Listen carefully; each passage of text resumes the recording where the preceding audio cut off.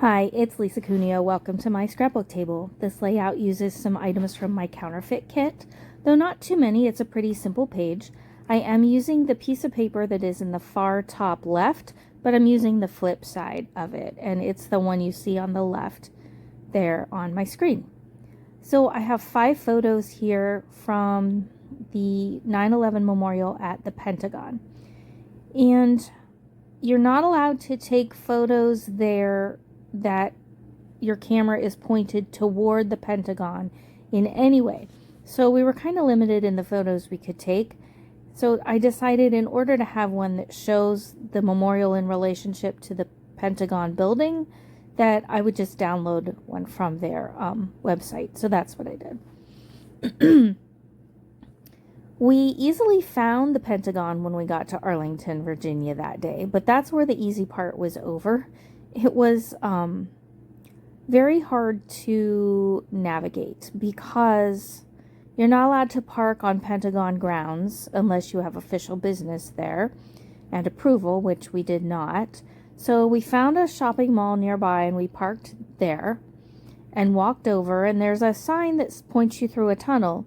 But when you come out the tunnel, there are no signs anywhere that point you toward this memorial. We had no idea where it was. Our phones were not being helpful. Finally, we found somebody leaving, going to their car, and they pointed us in the right direction. But it was really difficult to find. And you can see I've typed my journaling there on the right. I had to change it up because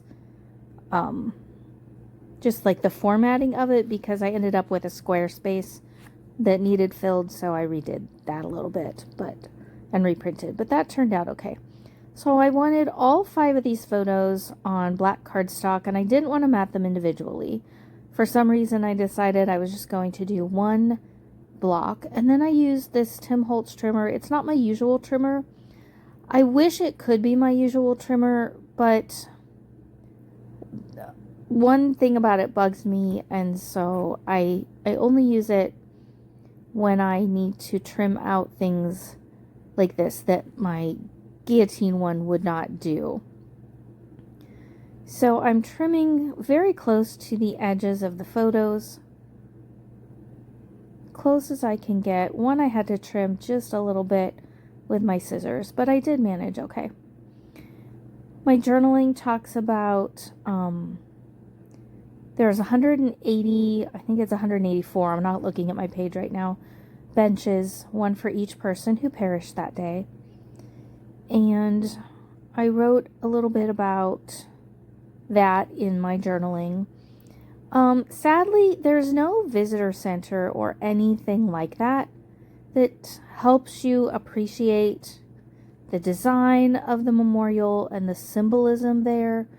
We did end up pulling it up on our phones and reading some about it, but there aren't even helpful signs that describe any of that symbolism. So of all 3 memorials, this is the one that the memorial is the least well done. The other 2 are absolutely amazing. And it's sad because this event from that day is every bit as meaningful and important as the others, but that feeling isn't prevalent when you're at the memorial. At least that was our take. We felt like something was definitely missing there. And perhaps it's because they don't want a lot of people at the Pentagon grounds. I'm not sure. But anyway, that was just our opinion.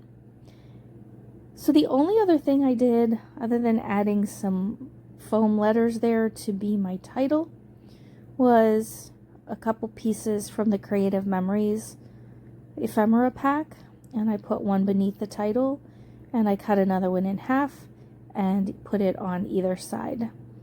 I toyed with putting something in the one to the right, but I didn't have the right thing to put in there, so I end up just leaving it. If I come across something before I put the album together, I will tack it on that little spot there because it looks empty to me. We're coming to the end. This one was really quick, partly because my phone fell and I lost some footage.